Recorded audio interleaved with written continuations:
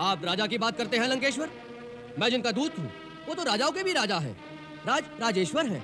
वो केवल इस भूमि खंड के ही नहीं वरन तीनों लोकों के स्वामी हैं। हे युवराज, ये बताओ कि दशानन के शीश की शोभा, ये राजमुकुट किस तरह तुम्हारे हाथों लगा? कैसे भरी सभा में से लंकेश्वर के मस्तक से उतारकर इसे भैया के चरणों में डाल दिया?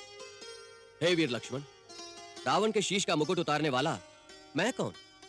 इसे तो श्री राम प्रभु ने ही स्वयं उसके शीश से उसी दिन उतार दिया था जिस दिन महाराज विभीषण को लंकेश्वर घोषित करके महाराज विभीषण का लंकाधिपति के रूप में राज्याभिषेक किया था।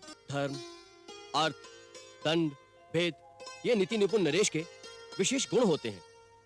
उन्हीं के प्रतीक मुकुट के रूप में धारण करके राजा अपने राज धर्म का पालन करता है। किंतु रावण अनीति की राह पर अग्रसर होकर इन सारे गुणों का हनन कर चुका है।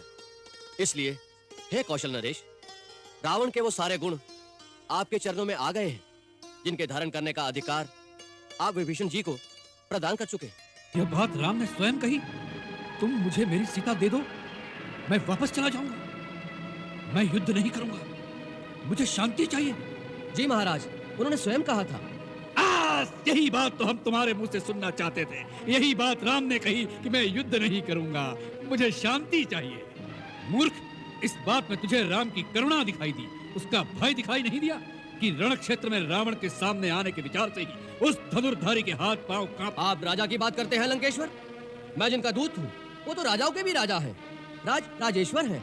वो केवल इस भूमि खंड के ही नहीं वरन तीनों लोकों के स्वामी हैं। देवताओं, वेदों और विधि के भी वही नायक हैं। मैं उन्हीं त्रिलोकेश्वर का, श्री राम का राजदूत हूँ। वह हरि है, हर है या ब्रह्मा है?